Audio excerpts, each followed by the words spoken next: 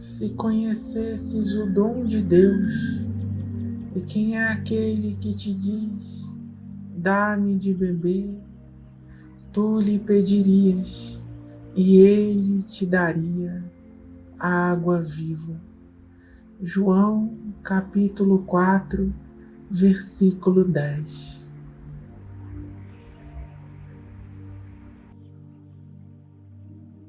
Olá, meus irmãos, sejam bem-vindos a mais um episódio de estudo do Evangelho no nosso canal Pensamento de Cristo. Para este momento, escolhemos uma linda passagem que encontra-se no Evangelho de Mateus, quando Jesus disse aos seus discípulos: "E quem não toma a sua cruz e não segue atrás de mim, não é digno de mim. Aquele que tiver encontrado a sua vida, a perderá. E aquele que tiver perdido a sua vida por minha causa, a encontrará." O texto encontra-se no Evangelho de Mateus, capítulo 10, versículos 38 e 39. E nós vamos interpretá-lo com a permissão e a graça de nosso Senhor, rogando aos céus que nos abençoe, para que as palavras sejam nossas, mas a inspiração seja divina. O que Jesus quis dizer com esta assertiva aos seus apóstolos? Vamos lá. Vamos pensar da seguinte maneira: todo desejo humano traz em si um convite para realizá-lo. Nenhum desejo surge do nada. Todo desejo dá notícias das emoções e dos sentimentos que correm dentro da nossa alma. São notícias do mundo interior da criatura. Se a medicina se utiliza de aparelhagens avançadas para auscultar, radiografar o nosso corpo físico, as emoções e os sentimentos que produzimos todos os dias, de forma consciente e inconsciente, dão notícias, transmitem radiografias do estado psíquico da nossa alma. Mas nós precisamos admitir que nem todos os desejos que surgem em nós são dignos de serem realizados. E não raro, os desejos menos dignos são os que mais nos convulsionam emocionalmente e nos levam a praticá-los. Determinados desejos são prazerosos, gostosos de serem sentidos, e quando a criatura é inconsciente, expressar esses desejos é um ato desprovido de nenhuma análise e questionamento. Quando nos damos conta, o ato já está feito e praticado. Faz-se pela simples pulsão do prazer imediato, até que o desejo ganhe as feições de um hábito e, consequentemente, de um transtorno mental. O desejo surge sutil e silencioso. Inconscientemente nós vamos dando vazão a ele. Quando nos damos conta, ele transformou-se num hábito da nossa alma.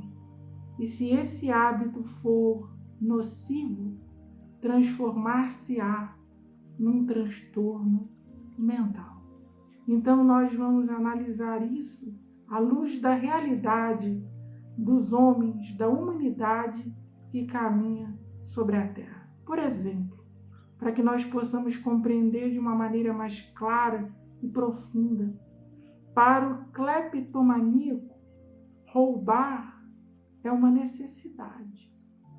Para o ninfomaníaco, a compulsão sexual é incontrolável. Não é ele que tem o desejo da prática sexual, É o desejo da prática sexual que o comanda. Ele passa a ser governado por pulsões biológicas e psíquicas, sem autodomínio de si mesmo. Para o megalomaníaco, a soberba é o plasma que circula nas suas veias e artérias.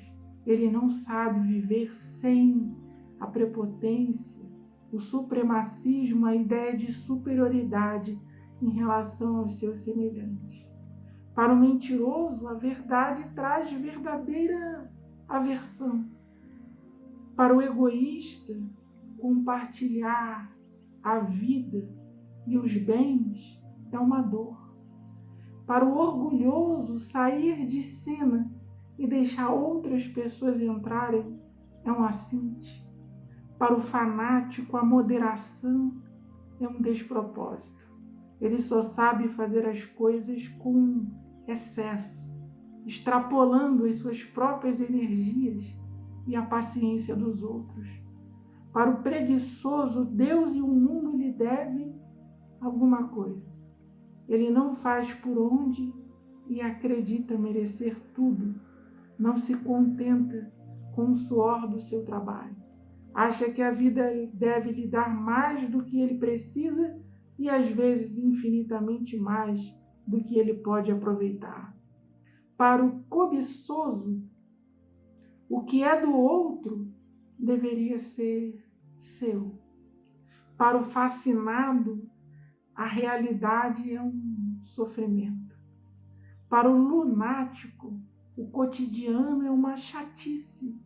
Para o pessimista, a vida é insuportável. Tudo que Deus e as pessoas lhe propõem para ser feliz, ele diz não. Ele não quer se divertir, ele acha chato o trabalho, os amigos, a família. Ele acha chato o planeta Terra e, se pudesse, acharia chata também as leis de Deus. Uma pessoa pessimista, mas no fundo guarda um grande preciosismo, quer que a vida o tempo todo lhe agrade. No fundo, parece que não gosta da existência. Para o culpado, o erro é um suplício de estimação.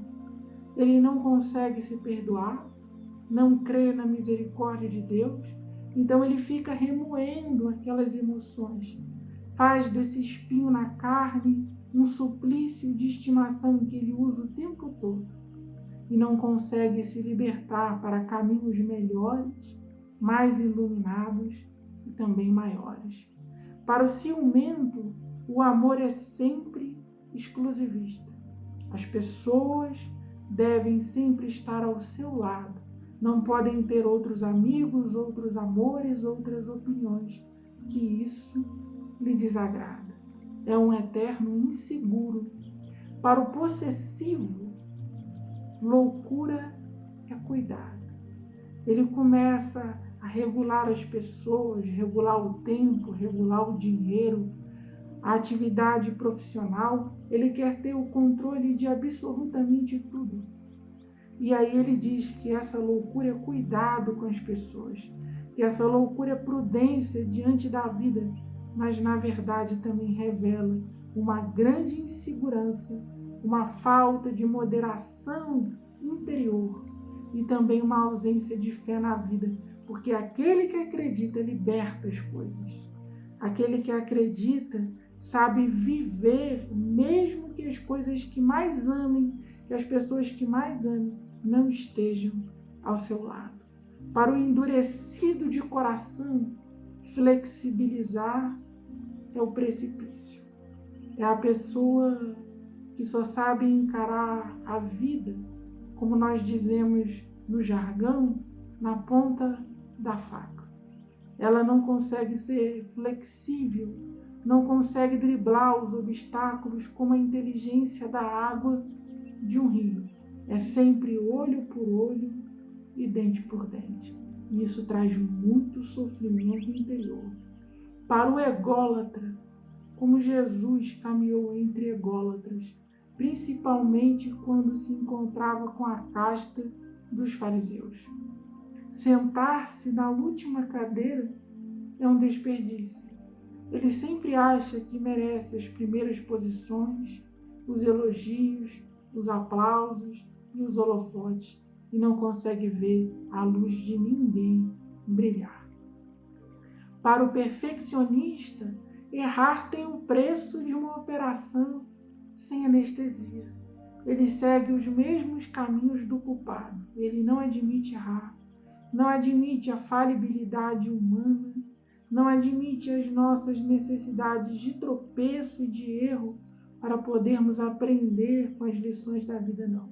Ele quer acertar sempre. E como é impossível acertar sempre, ele, quando erra, sofre verdadeiras cirurgias sem a medicação anestésica. A sua dor é dobrada. É a dor pela aflição do erro e é a dor por não admitir o erro que cometeu. Para o melindrado, o perdão é inconcebível.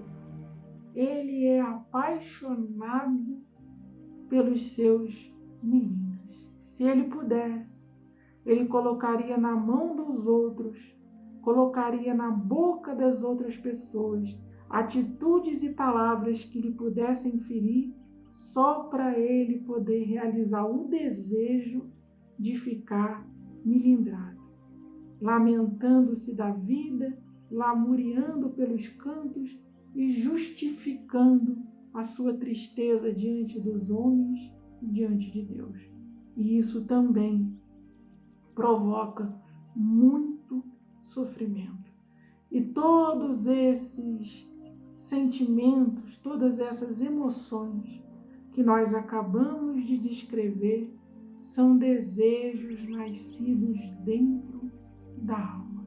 Ninguém se torna um perfeccionista, um orgulhoso, um soberbo, um ególatra, se não acalentar esses desejos dentro de si, mesmo que acalente de uma maneira inconsciente.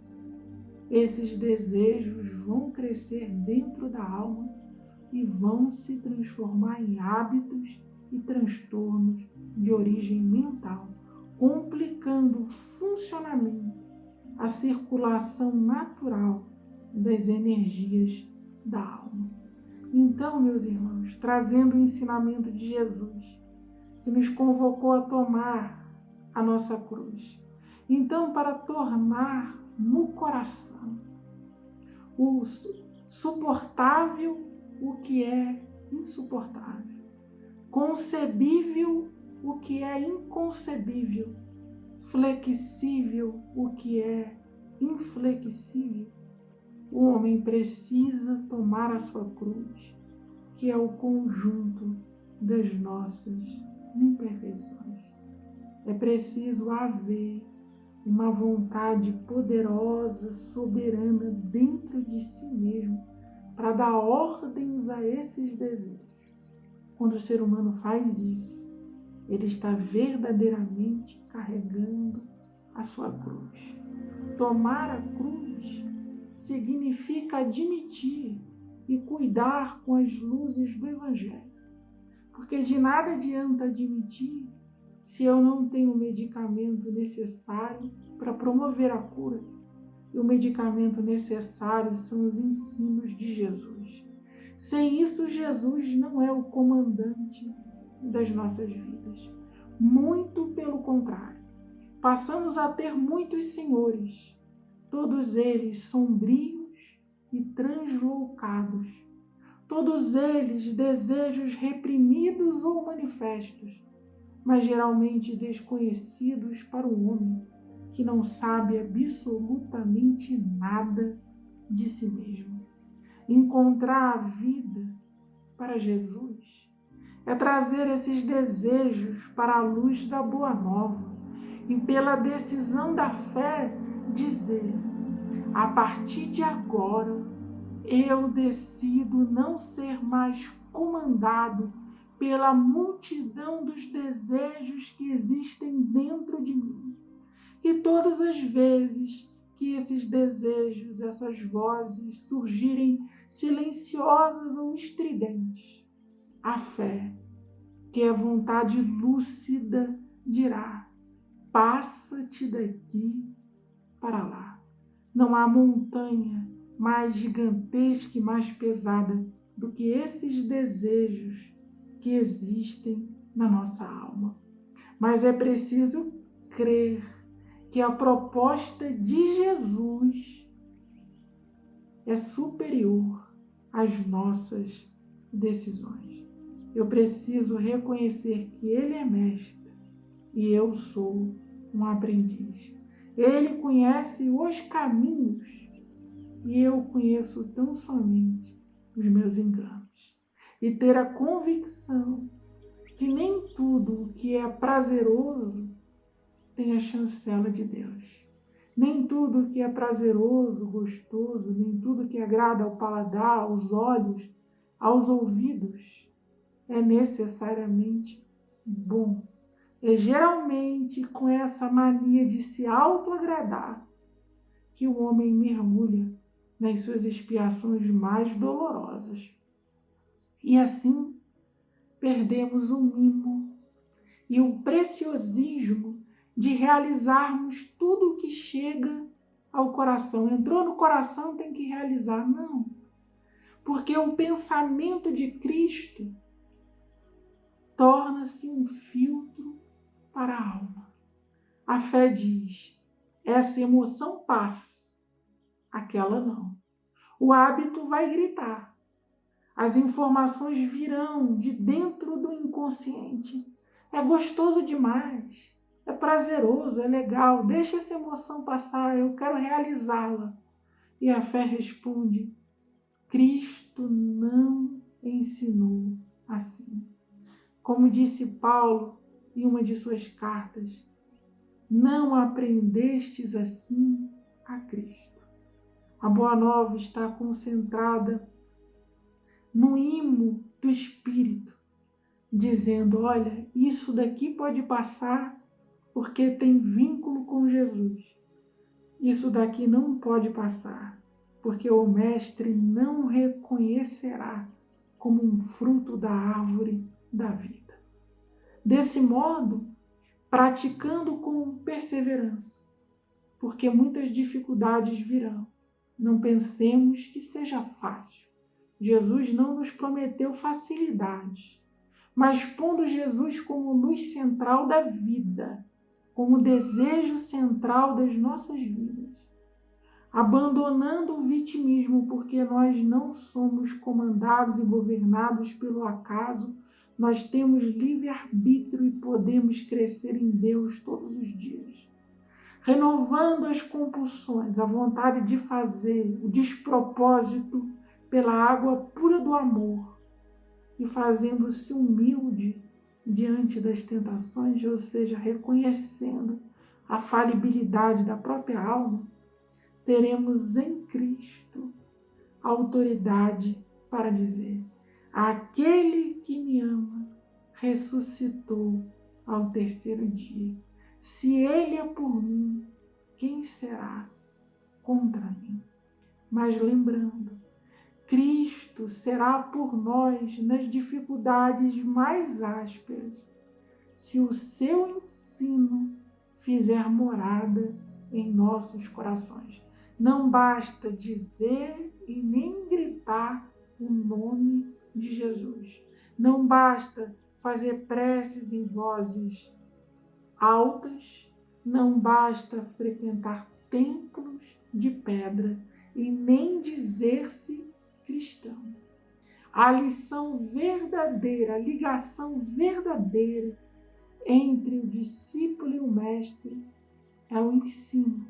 O que liga o coração de Jesus ao nosso coração é o ensino, é a prática daquilo que ele pregou pelo mundo. Sem evangelho não é lícito falar de Jesus. Aliás, sem evangelho é impossível falar de Jesus. Pregamos qualquer coisa menos o Cristo. Sem evangelho, nós falamos dos nossos desejos, dos nossos caprichos pessoais e chamamos isso de cristianismo. Em Jesus vibra a fé para negar a si mesmo e carregar a cruz invisível que transforma a natureza dos nossos desejos. Antes de conhecer Jesus, o desejo de Saulo era perseguir e assassinar os homens do caminho, os homens piedosos do caminho. Após conhecer Jesus, o desejo de Paulo era dar a vida por amor à causa do Evangelho. A sua intenção central se modificou na intimidade da alma. Em qualquer nível, meu irmão, que você e eu estejamos, não fuja das suas dificuldades. Se crês realmente, vencerá o mundo que palpita em ti. E serás uma cidade original, iluminada pela candeia da fé, integrando outros continentes vibratórios nos montes da verdade, sem surtos e delírios, pacificado pelo Cristo que vive em ti. Então essa é a mensagem do dia de hoje, do episódio de hoje. Que ela possa se espalhar e penetrar muitos corações.